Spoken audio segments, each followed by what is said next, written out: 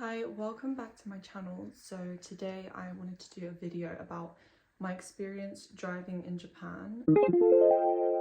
I remember when I was planning my trip and all I was doing was just Googling how to drive in Japan, watching so many videos on YouTube.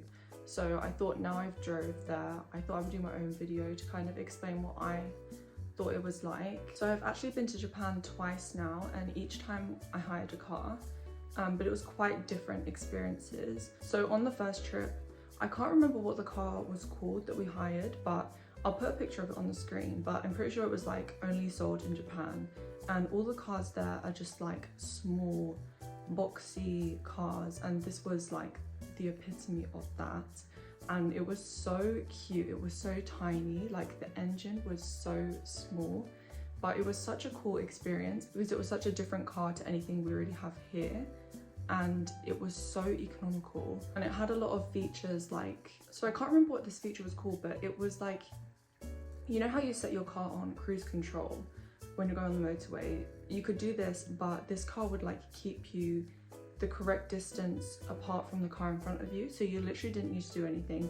It also would steer for you, so it was like almost self-driving, which was insane. And we was doing a lot of driving, so we drove from Tokyo to Nagoya, then to Kyoto, then to Hiroshima, then to Kyoto, then back to Tokyo. So we did a lot of driving, and that feature came in handy. It was just a very good car for like long car journeys and things. And surprisingly, even though it's a small car, because it was so like cube shaped, it could actually fit your luggage in really well in the boot. So if you are just looking for like something that is really practical, I definitely recommend hiring this car. I'll put the name of it as well up on the screen. I just don't remember the name of it right now. So then on my second trip, I wanted to hire something a bit more fun. So I hired a Honda S2000, and that was obviously a completely different experience. And for that car, I only drove it around Tokyo, so I didn't drive outside of Tokyo really, unless I did drive it one time to go to Mount Fuji. But apart from that, like we drove around Mount Fuji. Apart from that, I didn't really drive it outside of Tokyo. But that car was perfect for driving in Tokyo, I feel, because it wasn't super comfortable on long car journeys, but it was so cool to drive around and like get pictures in it and stuff. So yeah, I definitely would recommend hiring a cool car if that's what you're into. But that car wouldn't have been good for like going on long car journeys because we would not have been able to fit our luggage in. I mean, on my second trip, I think I took 2 large suitcases and a bag. So there's no way that I would have been able to fit my luggage in that. I do think there's a service in Japan where you can ship your luggage to your next hotel, but it's a little bit inconvenient because you have to do it like the day before, and then it doesn't arrive always exactly on time to when you get to the next hotel. So unless you really want to like take an extra bag with your stuff in it that you need for the night and stuff, you could do that, and you could just drive this car around the different cities that you're going to. I don't think there was a limit on the mileage that you did with this car, which I thought was quite surprising. So you could always do it that way. It just was a little bit impractical for me, and I just wanted to experience the car, and to be honest, experiencing it in Tokyo was exactly what I wanted. So yeah, hiring just normal cars is really easy there. They have like, I don't remember the names of the rent-a-car place we rented it from. I'll try and find it and put it up. But they had one literally in one of the train stations. They had like an office in the train station, and you could go there. Then there was just like an underground car park where it led you to your car, and you just pick it up. And I'm pretty sure they have their offices like all over Tokyo, so you can just pick them up from anywhere. I've heard really good things about like the rental service in Japan. I think it's really good, like even with other rental companies. I'm pretty sure Toyota do a really good rental service as well, and they will literally bring your car to you wherever you are. I'm pretty sure. We didn't rent through Toyota, so I don't know that for sure. But yeah, and they do have like English speaking staff as well, so it makes it really easy to hire. So I also forgot to mention the hiring process with the S2000, and it was a little bit different with this car because obviously not every rental company has these types of cars that you can rent. So I had to find a more special rental company, and I had to travel outside of Tokyo, like to the sort of suburbs area, I guess, to collect the car. And it was quite a long journey, so I feel like unless you're quite dedicated to have a car like that, then maybe just go with a normal car. So the first thing I wanted to mention is that Japan do drive on the same side of the road as they do in the UK, so that's on the left side. So if you're coming from the UK, it's pretty easy to get used to. There's really nothing to get used to. But if you're coming from maybe America, that might be a bit of a problem for you. I'm not sure. I've heard that it's pretty easy to adjust anyway if you are going to the opposite side of the road, but I didn't have to adjust. So the driving in Tokyo was pretty insane. The layout of the roads is quite different to what I'm used to, and I've actually done quite a lot of city driving. I drive into London quite often, and so I think I was quite confident going into a city driving, but I think the problem I had with Tokyo is I just kept going the wrong direction because there were so many roads, like layered roads, and Google Maps just didn't really know where to send me. So I would put in my location I wanted to go to, and it just would send me to that location, but it didn't almost know which layer of the road you needed to be on. So it would just send me like underneath where I wanted to be. So some of the roads are pretty confusing, but I mean, as long as you're safely driving, taking the wrong direction isn't that big of a deal. It will just take you a bit longer to get where you're trying to go. I kind of learned in the end that the best thing to do is just to put the coordinates of the place that you want to go, and then it will lead you directly there. Whereas when you're just typing in the address, it wasn't really always leading me to the right place. But I think that's only if you're trying to go to certain places. Like I was trying to go to like certain places where they had like car meets and things, and they were like parking areas which you're only really supposed to go to if you're passing by on the motorway. So yeah, I think that's the reason why I struggled with that. But everywhere else I was driving to, I was pretty much fine. But yeah, again, if you're not confident driving in a city, maybe don't drive in Tokyo. I think you would be fine like driving outside of Tokyo because the roads were so calm outside of Tokyo. They were just so normal. Like if you're coming from the UK, I don't think you would be anxious driving on the roads outside of Tokyo because they were kind of similar to just driving in the UK. But yeah, maybe if you're planning on driving in Tokyo, just try and experience driving in a city near you first. Like I live near London, so I've drove in London quite a few times because it's just good practice, because I think driving in a city in general is quite difficult compared to driving on normal roads. Let alone driving in a city in a different country where you have no idea where you're going and they speak a different language. Definitely try and get some experience in city driving before you go to Tokyo. Also, another thing to note about Tokyo driving is quite important.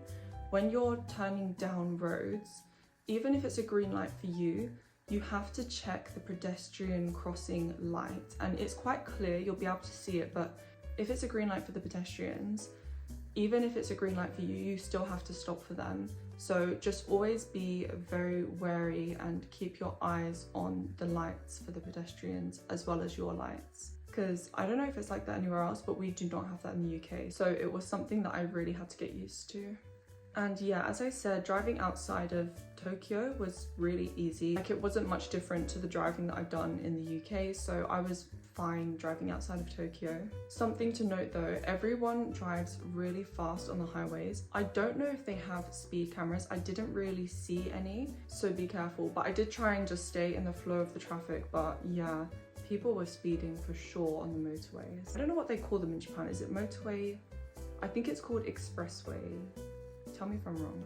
And most expressway, motorway, whatever it's called, most of them were, I think it was 80 kilometers per hour. One thing I loved about driving in Japan is the service stations. They were so nice. And one of them that I went into, they had like the best toilets ever. I will try and insert a video because they literally had like a whole dressing room for the women.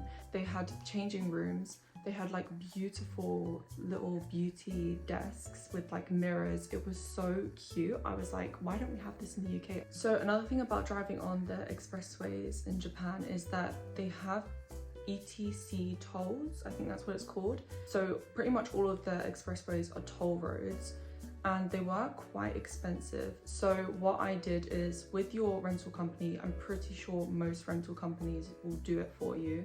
They can give you a card which they put in the dashboard somewhere, I think, or in the glove box or something. And basically you can go through the ETC lane I don't think I have a video of it, but I'll try and insert one if I do, of me going through it, because they have different lanes. So some of the lanes you have to be really careful because they will want you to pay at the lane, and then if you go through the ETC lane, then your card will automatically just scan and you can go through. But obviously if you don't have one of those cards, don't go into that lane, try and go into the one where you pay for it. I think if you pay for it, you have to pay in cash. So that's why most people recommend to get the ETC card in your car so you can just drive through. But the only thing with that is you need to remember to save a bit of money at the end of your trip to pay for that bill, because it is quite a lot of money. I think the second time I went to Japan and I just drove in Tokyo in the Honda S2000, and then I drove to Mount Fuji, I think that one was like £90 at the end of it, and I didn't even really do that much driving, so it can be a lot. So just make sure you take into account you're going to have to pay for that when you return the car back. And then yeah, just make sure you're going through the right lane. I'm pretty sure the ETC one, it will be like purple and it will just say ETC, so it's pretty easy to see. So all of the road signs are pretty much also written in English, so I never really had a problem with the road signs. But I would just say maybe Google what the road signs look like in Japan and what they mean and things first, because that's what I did, just to be sure like I knew what everything was. There were a few different ones, and I think they do have stop signs in Japan as well, so be sure to stop at those because we don't have those in the UK really. So another thing to make sure you do before you go on your trip is get an international driver's permit, driver's license, because if you don't get one of those, you literally won't be able to hire a car. You need one, and I think they only cost like £20, but you just need to get like a passport photo and take it to like a post office or something, and then they'll just do it for you there. But do it like maybe a week before your trip, just in case something goes wrong. I'm pretty sure the first time I went, something happened and then we had to go back the next day. So just, yeah, prepare for that. Make sure you have it. Once you get it, I think you get 2 years, maybe 1 or 2 years to use it. Another thing that I thought was really funny is that bibbing your car in Japan at someone is considered really rude. And it's so funny to me because here in the UK, people will just bib anyone for like any reason. But in Japan, like I literally only heard someone bib someone once. So yeah, personally, I just tried to adapt to that because I don't want to be rude. I mean, I don't think there was even an instance where I felt like I wanted to anyway. But yeah, just take note of that because it's considered really disrespectful. So yeah, that's all I have to say really. I can't really think of anything else that was that big that I noticed different driving in Japan. So yeah, if you are going to Japan, I hope you enjoy your trip and I hope you enjoy driving in Japan. And I definitely recommend it to people. Like the roads there are just so beautiful, and driving through like the tunnels and things, honestly, you've just got to see it for yourself. I definitely recommend driving in Tokyo and outside of Tokyo. Driving outside of Tokyo was just as beautiful as driving in Tokyo for different reasons. But yeah, thank you for watching. And if you want to know more about my trip to Japan and the cars that I hired, go onto my TikTok. I will link it down below, because I have got more videos on there about more of the details about hiring the car, the process, and some of the things that I did in Japan when I hired the car. So yeah, definitely go to my TikTok. Also my Instagram, I did post quite a lot as well about my experience. So, but yeah, that's all. Thank you so much.